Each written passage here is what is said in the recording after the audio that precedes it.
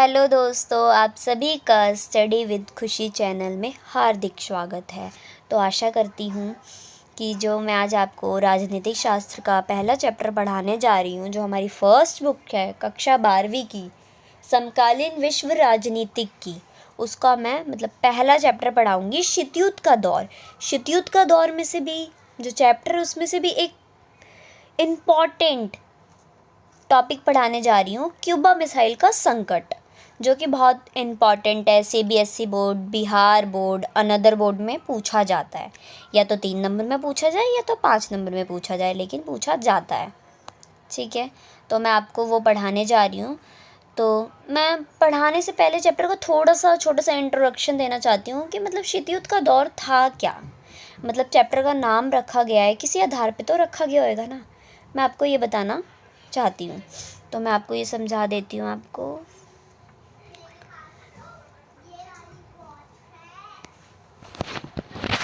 शीतयुद्ध का दौर क्या है? शीत मतलब कोल्ड, कोल्ड युद्ध, वॉर, कोल्ड वॉर यानी ठंडा युद्ध। कोल्ड को तो ठंडा कहते हैं ना हिंदी में हम, ठंडा युद्ध।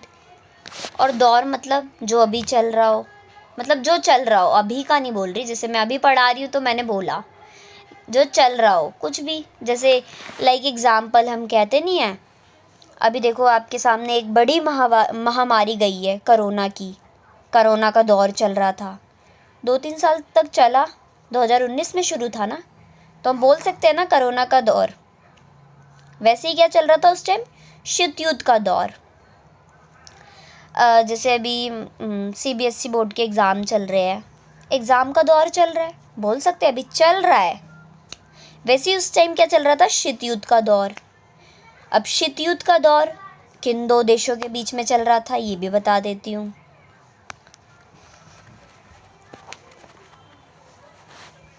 किन 2 देशों के बीच में चल रहा था? USA versus USR. इन दोनों के बीच में शीतयुद्ध का दौर चल रहा था। शीतयुद्ध होता क्या है? सबके मन में क्वेश्चन उठता है ना? क्या है शीतयुद्ध? कोल्ड वॉर क्या है? क्या होता है? आपको मैं एग्जाम्पल के तहत समझा सकती हूँ, बता रही हूँ। क्या कभी आपने देखा है एक जंगल,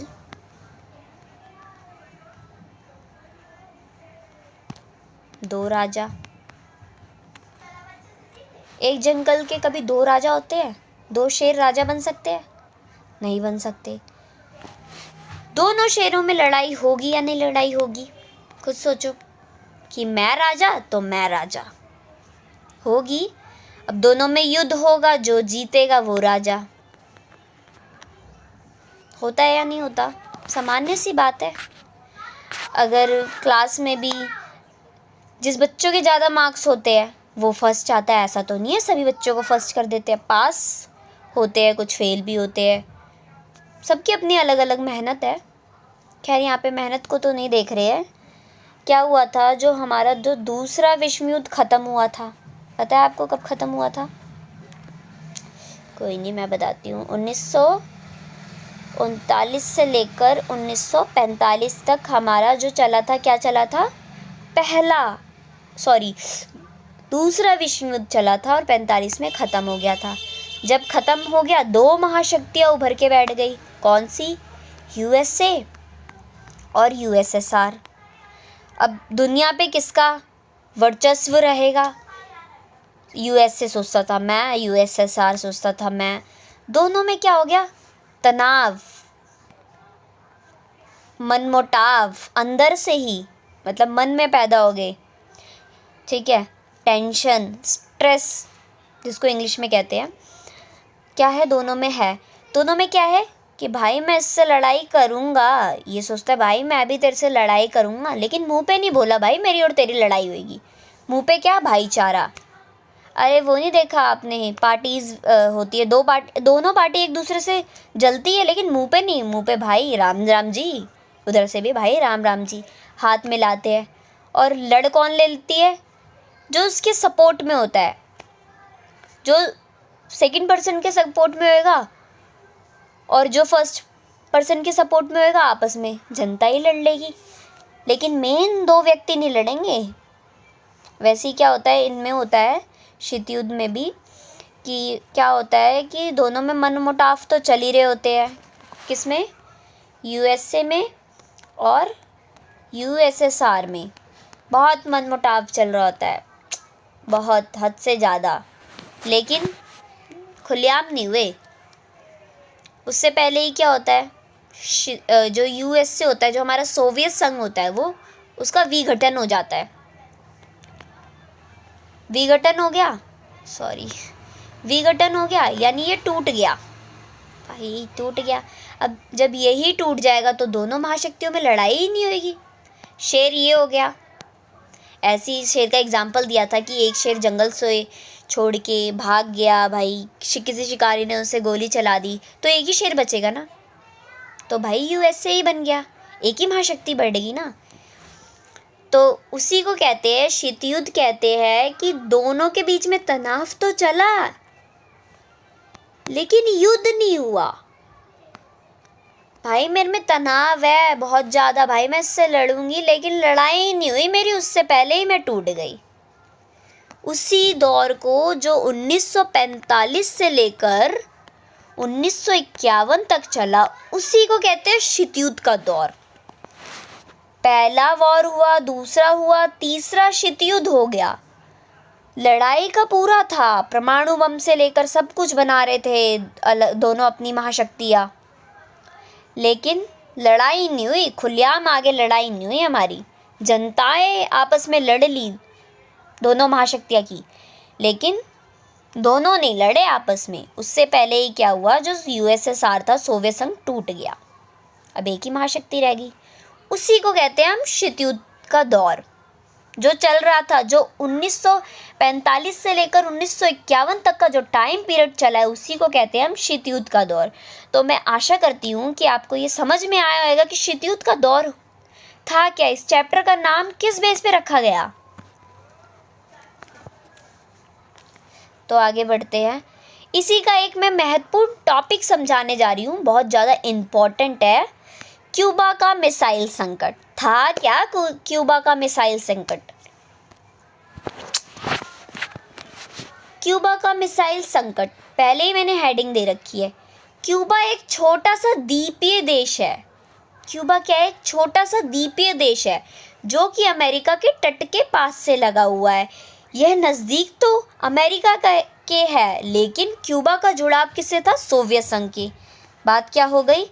देखो, जो यूएसए था, मतलब अमेरिका, उसके पास में क्या था? क्यूबा।